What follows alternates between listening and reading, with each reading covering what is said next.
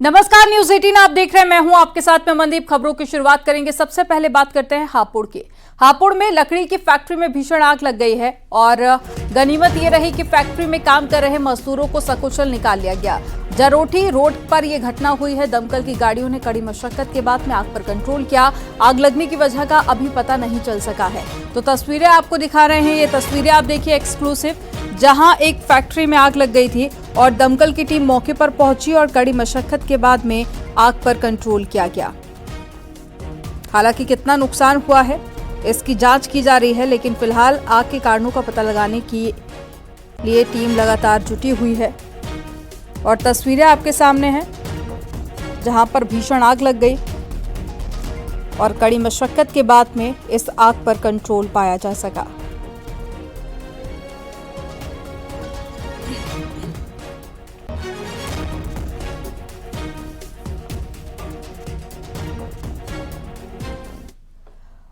उन्नाव में भीषण सड़क हादसे में एक की मौत हो गई है। बाइक सवार युवक ट्रक के पिछले पहिए की चपेट में आया और ट्रक में फंसने के बाद में लखनऊ कानपुर हाईवे पर करीब 200 मीटर घिसटता रहा। राहगीर ट्रक रुकवाने के लिए जोर जोर से चिल्लाते रहे, लेकिन ड्राइवर ने ट्रक नहीं रोका। बाद में पुलिस ने घेर कर ट्रक को रोका। इस हादसे के बाद में ट्रक का ड्राइवर फरार हो गया। पुलिस घायल शख्स को जिला अस्पताल ले गई, जहां उसकी मौत हो गई है। दही थाना क्षेत्र के वर्कशॉप मोड़ पर यह वारदात हुई।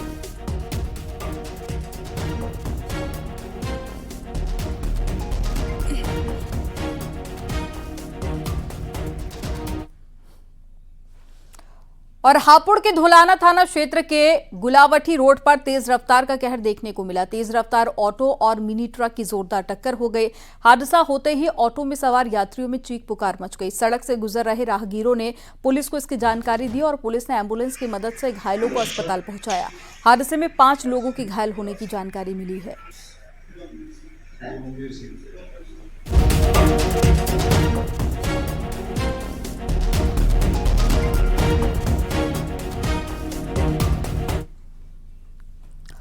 रायबरेली में होली के दिन रंग छुड़ाने के लिए शारदा नहर पार गए 2 किशोर गहरे पानी में डूब गए और पानी में डूब गए ये दोनों शख्स। दोनों में से एक किशोर का शव कल बरामद कर लिया गया है, वहीं आज दूसरे का शव बरामद किया गया।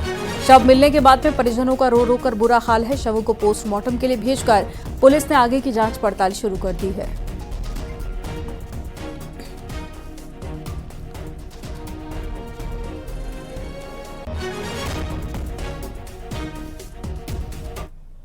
बुलंदशहर में तंज कसने से नाराज दोस्त ने अपने ही दोस्त की हत्या कर दी। दोस्त ने खुर्जा शहर क्षेत्र के गोठनी जंगल में दोस्त की हत्या को अंजाम दिया और हत्या के बाद में आरोपित राहुल ने हत्या की बात भी स्वीकारी है। पुलिस ने आरोपी दोस्त को गिरफ्तार कर लिया है। मृतक आकाश और आरोपी राहुल दिल्ली में हेलमेट का कारोबार करते थे। फिलहाल पुलिस ने शव को कब्जे में लेकर पोस्टमार्टम के लिए भेज दिया है और जांच पड़ताल जारी है। ये आज थाना खुर्जा पर 112 नंबर पर सूचना प्राप्त हुई कि ग्राम गोठनी के जंगल में एक व्यक्ति का शव पड़ा हुआ है। इस सूचना पर स्थानीय पुलिस मौके पर पहुंची और जांच पड़ताल छानबीन की गई तो उस व्यक्ति के सर पे चोट लगी हुई थी और उसकी शिनाख्त आकाश के रूप में हुई और जो कि पास के ही गांव नगला रूमी का रहने वाला था। उसके परिजनों को सूचना दी गई, वो भी मौके पर आ गए थे और इस घटना में जानकारी और छानबीन से पता लगा कि उसकी दोस्ती के राहुल नाम के व्यक्ति से थी, जो कि दोनों दिल्ली में हेलमेट बेचने का काम करते थे और राहुल से ही उसका वाद विवाद चल रहा था और राहुल के विरुद्ध परिजनों द्वारा एक प्रार्थना पत्र दिया गया, जिस पर हत्या के अभियोग में दर्ज किया गया है। डीजीपी प्रशांत कुमार अयोध्या पहुंचे। सबसे पहले उन्होंने हनुमानगढ़ी में दर्शन पूजन किया और उसके बाद में रामलला मंदिर में भगवान रामलला का आशीर्वाद लिया। साथ ही राम मंदिर ट्रस्ट के महासचिव चंपत राय से और ट्रस्ट के कोषाध्यक्ष गोविंद देव गिरी से मुलाकात की। डीजीपी प्रशांत कुमार ने मुलाकात की है और डीजीपी प्रशांत कुमार 30 मार्च से अयोध्या में शुरू होने वाले रामनवमी मेले को लेकर राम मंदिर ट्रस्ट के सदस्यों से बातचीत कर सकते हैं। साथ ही अयोध्या की सुरक्षा को लेकर अधिकारियों से बैठक कर सकते हैं।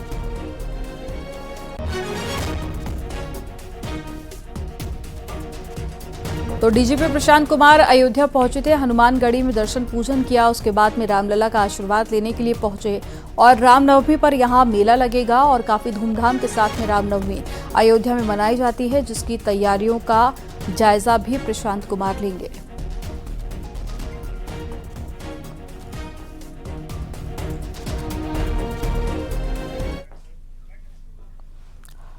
और गाजियाबाद पुलिस ने खुद को हाई कमिश्नर बताकर सरकारी सुविधाओं का फायदा लेने वाले छात्र शख्स को गिरफ्तार कर लिया। मामला कौशाम्बी थाना इलाके का है। आरोपी डॉक्टर कृष्ण शेखर राणा खुद को ओमान का हाई कमिश्नर बताता था और उसके पास से विदेशी राजनयिक होने का फर्जी आईडी कार्ड, फर्जी राजनयिक डिप्लोमेटिक नंबर और साथ ही मर्सिडीज कार समेत कई फर्जी डॉक्यूमेंट भी बरामद हुए हैं। आरोपी गाजियाबाद, मथुरा और साथ ही फरीदाबाद समेत कई जगह पर शहरों में वीआईपी प्रोटोकॉल ले चुका है। आरोपी डॉक्टर कृष्णा शेखर राणा 4 यूनिवर्सिटी में वाइस चांसलर रह चुका है। आरोपी एक एनजीओ में ट्रेड कमिश्नर भी है।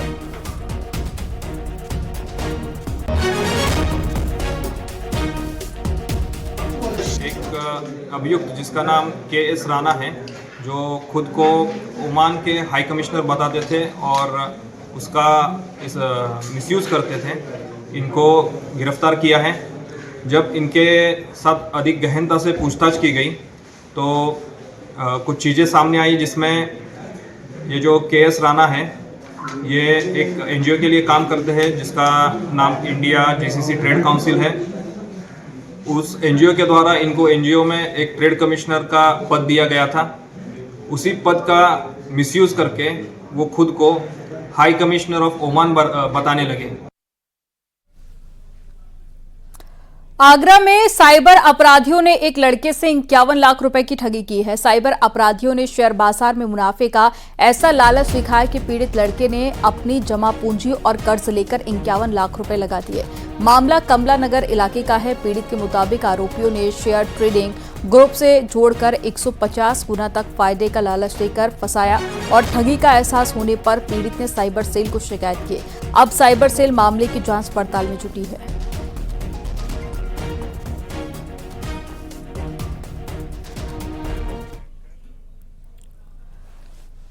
कॉर्बेट टाइगर रिजर्व के ढेला रेंज में एक रेस्क्यू सेंटर चलाया गया, जिसमें रेस्क्यू कर लाए गए बाघ और साथ ही गुलदार को रखा जाता है, जिसकी कैपेसिटी 10 गुलदार और 10 बाघ की है। लेकिन अब यहां पर ऑलमोस्ट ये पूरा फुल हो चुका है। ऐसे में अब यहां से रेस्क्यू कर लाए जाने वाले जीव कहां रखे जाएंगे, ये एक बड़ी समस्या है। इसलिए कॉर्बेट प्रशासन अब इसे दोगुनी क्षमता का करना चाहता है।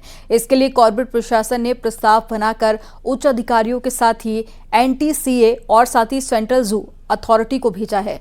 अगर यहां से स्वीकृति मिल गई तो इसको दोगुनी क्षमता का कर दिया जाएगा।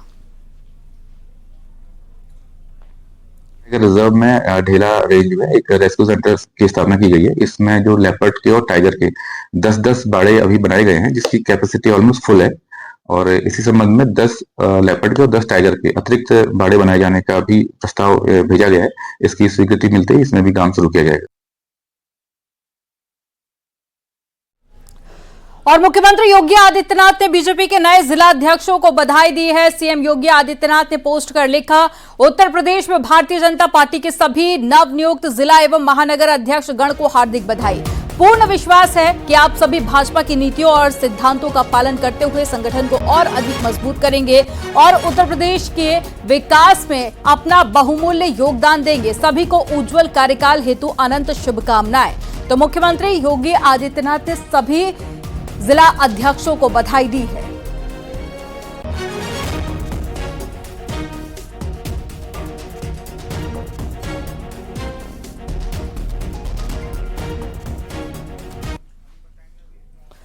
तो बीजेपी के सभी जिला अध्यक्षों को मुख्यमंत्री ने बधाई दी है। साथ ही जो नए जिला अध्यक्ष बनाए गए हैं उनकी भी लिस्ट हम आपको दिखा रहे हैं। प्रदीप पटेल झांसी से, आजमगढ़ से ध्रुव सिंह, नीतू सिंह संत कबीर नगर से, निर्मला पासवान प्रयागराज गंगापार से और हरीश चंद्र ललितपुर से, गाजीपुर से ओम प्रकाश राय और साथ ही आकाश पाल को मुरादाबाद से बनाया गया है जिला अध्यक्ष।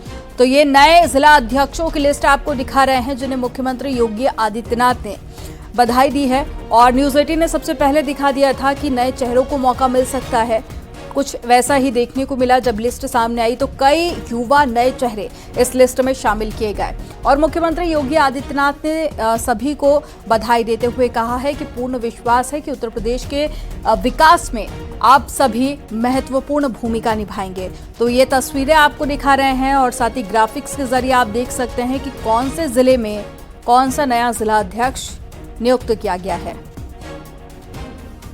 तो आज सुबह की ये तस्वीरें जब जिला अध्यक्ष की लिस्ट सामने आई उसके बाद में कई जगह पर कार्यक्रम का आयोजन भी किया गया और अब मुख्यमंत्री योगी आदित्यनाथ ने सभी नए जिला अध्यक्षों को बधाई दी है।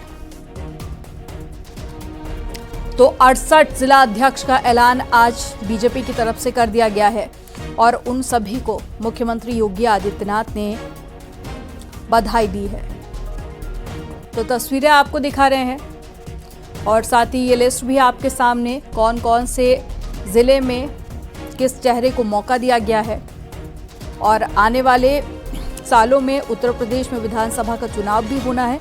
इसको लेकर बीजेपी ने तैयारियां अभी से शुरू कर दी हैं और ग्राउंड लेवल पर बूथ मजबूत करने की बीजेपी की तरफ से कोशिशें जारी हैं। तो तस्वीरें आपके सामने हैं, साथ ही वो नाम भी आपको दिखा रहे हैं जिन्हें उत्तर प्रदेश के जिलों में नियुक्त किया गया है। 68 जिला अध्यक्षों का ऐलान अब तक भारतीय जनता पार्टी की तरफ से किया जा चुका है।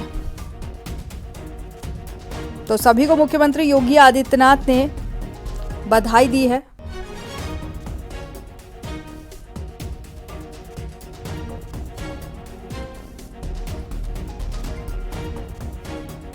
उम्मीद थी कि 70 से 75 जिला अध्यक्षों का ऐलान किया जा सकता है, लेकिन अभी 68 जिला अध्यक्षों के नाम का ऐलान किया गया है।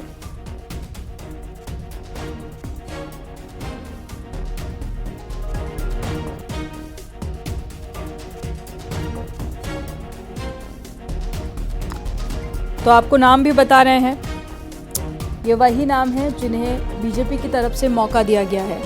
हालांकि सुबह तक यही जानकारी थी कि 75 नाम बीजेपी अपनी लिस्ट में जारी कर सकती है, लेकिन अभी तक 68 नामों का ऐलान बीजेपी की तरफ से किया गया है।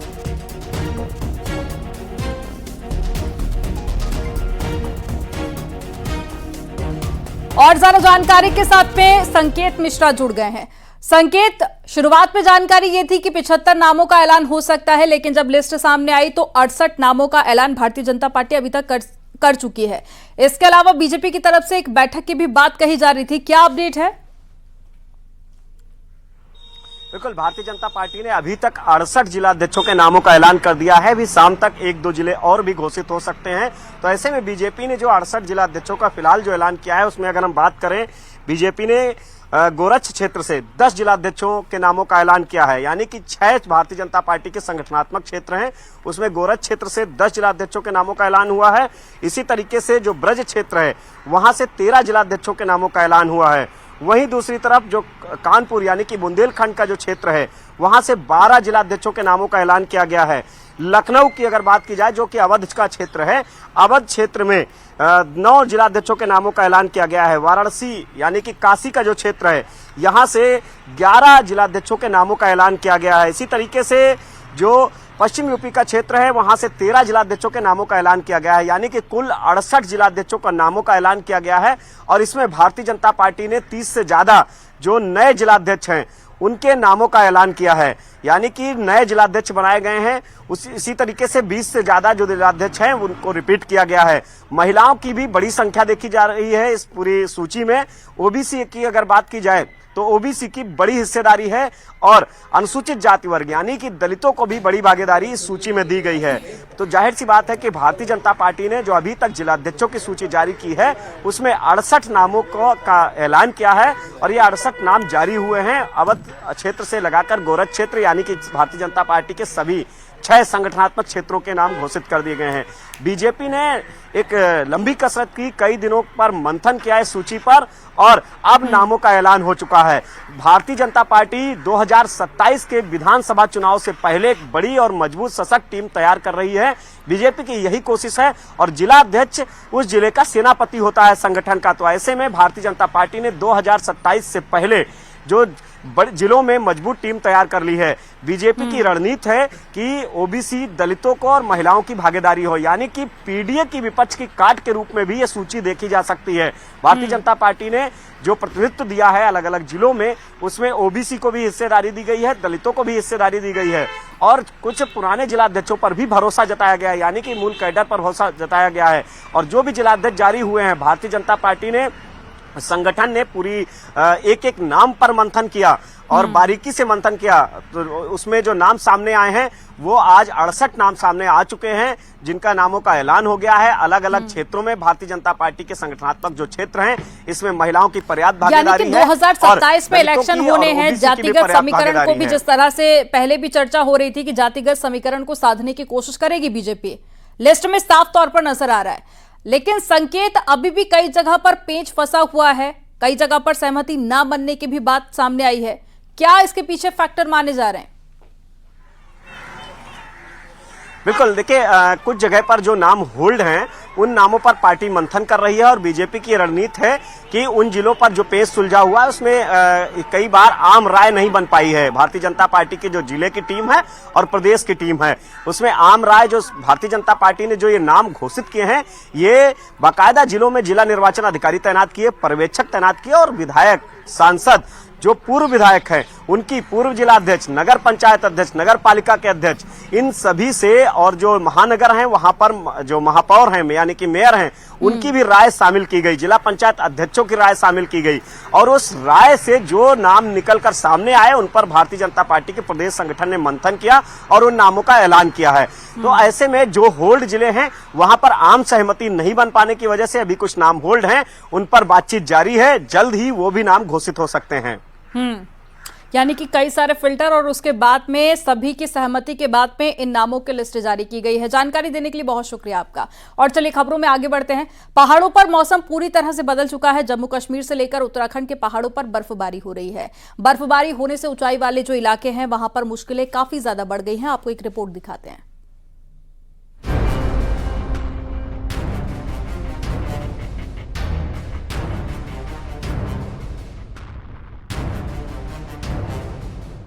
मार्च का आधा महीना बीत चुका है, लेकिन पहाड़ों पर बर्फबारी का सिलसिला चल रहा है। जम्मू कश्मीर के ऊंचाई वाले इलाकों में बर्फबारी से मौसम पूरी तरह बदल गया है। कुपवाड़ा के ऊपरी इलाकों में बारिश और बर्फबारी की वजह से हालात मुश्किल हो गए। कई इलाकों का संपर्क आपस में कट गया। मौसम खराब होने के कारण एडवाइजरी जारी की गई है। कई इलाकों में एवलांच का खतरा बना हुआ है। प्रशासन ने ऊपरी इलाकों में 17 मार्च को स्कूल बंद करने के निर्देश दिए। साथ ही सीमावर्ती इलाकों में लोगों को आवाजाही सीमित रखने की सलाह दी। सोनमर्ग से आई इन तस्वीरों को देखिए, जहां तक नजर जाएगी बस बर्फ ही दिखेगी। बर्फबारी से कई रास्ते बंद हैं, जिससे आवाजाही में दिक्कत आ रही है। सड़कों पर बर्फ की मोटी मोटी चादर चढ़ी हुई है। अब कुलगाम का हाल देखिए। घरों के बाहर बर्फ की मोटी मोटी चादर बिछी हुई है। हर तरफ बर्फ डेरा जमाए हुए है।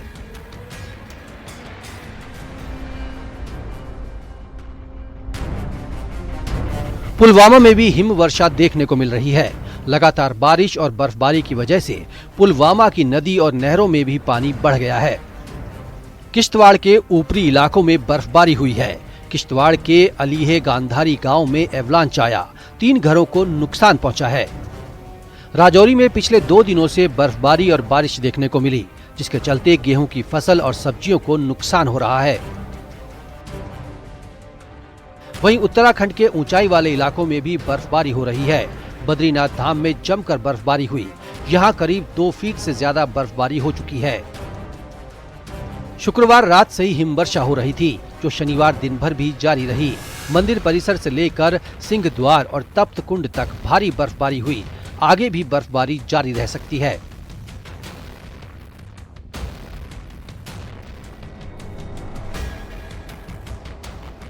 उत्तरकाशी में गंगोत्री हाईवे बंद है। झांगथांग ग्लेशियर आने से धराली से आगे हाईवे पूरी तरह से बंद हो गया। धराली से आगे बर्फ टूटकर हाईवे पर आ गई। बीआरओ की टीम बर्फ को हटाने में जुटी है। यमुनोत्री धाम भी बर्फ से ढका हुआ है। इसके अलावा गंगोत्री धाम, हर्षिल, मुखबा में भी बर्फबारी हुई। हिमाचल प्रदेश के लाहौल स्पीति में जबरदस्त बर्फबारी हुई है, जिससे यातायात पूरी तरह बाधित है। सड़कों से बर्फ हटाने का काम युद्ध स्तर पर चल रहा है।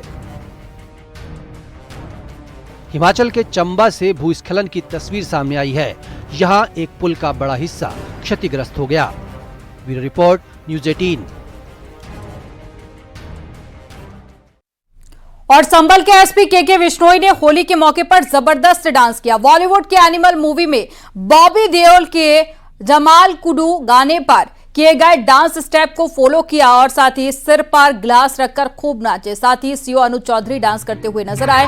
पुलिस वालों ने मिलकर होली खेली और पुलिस और प्रशासन की होली के बाद में ये सेलिब्रेशन चलता रहा, क्योंकि होली वाले दिन सरकारी अधिकारी और कर्मचारी ड्यूटी में व्यस्त रहते हैं, तो अगले दिन सभी होली खेलते हैं।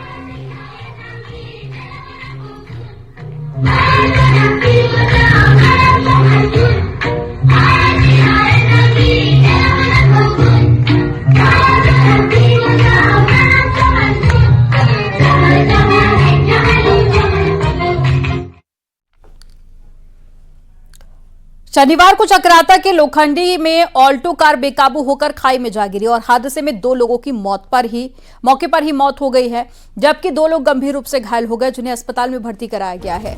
सुबह के वक्त लोखंडी के बुदेर गुफा रोड पर कार 250 मीटर गहरी खाई में जा गिरी। वहीं हादसे की सूचना पर पहुंची एसडीआरएफ की टीम ने घायलों को अस्पताल में भर्ती कराया, जहां उनका इलाज चल रहा है। वहीं दोनों शवों को खाई से बाहर निकालकर पोस्टमार्टम के लिए भेजा गया।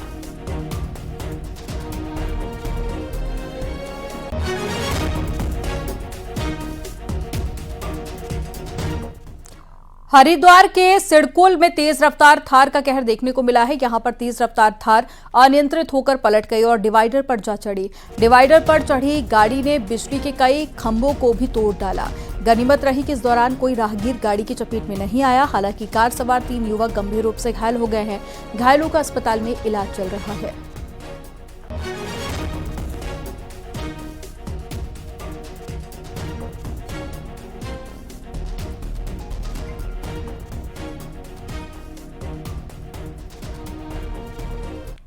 और फतेहपुर पुलिस ने रामबरन सिंह हत्याकांड का खुलासा कर दिया है। पुलिस ने रामबरन के छोटे भाई समेत 2 लोगों को गिरफ्तार किया। मामला हथगांव थाना के इरादतपुर धामी गांव का है। पुलिस के मुताबिक शिवबरन सिंह यादव ने प्रॉपर्टी विवाद की वजह से अपने भाई की कुल्हाड़ी से वार कर हत्या कर दी। पुलिस ने आरोपियों के पास से हत्या में इस्तेमाल कुल्हाड़ी, 2 मोबाइल फोन भी बरामद किए हैं।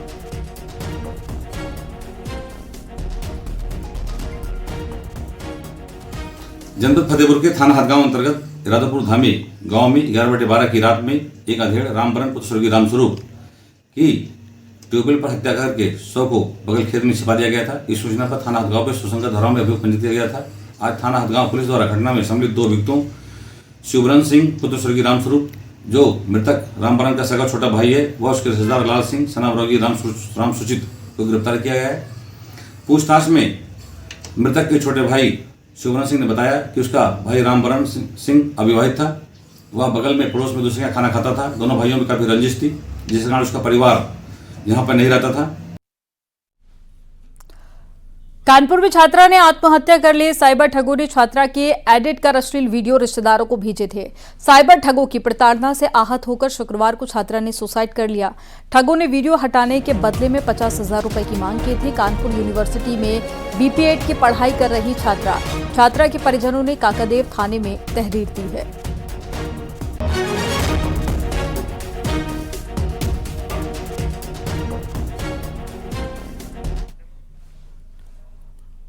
और सूबे में कई जगह पर आग लगने की घटनाएं हुई हैं। हम आपको 2 तस्वीरें दिखाते हैं। ये तस्वीरें हैं सहारनपुर और मऊ की। सहारनपुर में बिजली की तारों की चपेट में आकर रुई से भरे ट्रक में आग लग गई। करीब 1 किलोमीटर तक आग लगी रही और ट्रक रोड पर दौड़ता रहा। इससे अफरा तफरी मच गई और लोगों ने ड्राइवर को इसकी जानकारी दी तो ड्राइवर ने ट्रक रोका। दमकल विभाग की टीम ने 3 गाड़ियों को मौके पर पहुंचाया और आग पर कंट्रोल किया। आग लगने से लाखों रुपए का नुकसान हो गया है। उधर मऊ के सराय लखनसी थाना क्षेत्र में संदिग्ध हालत में दुकान में आग लग गई। इस घटना में दुकान में रखा सारा सामान जलकर राख हो गया। हाँ गैस ना पड़ा, फटल तो कैसे पड़ा मालूम है का भाई 3 ट्रक गाड़ी से स्प्लेंडर गाड़ी से रहना से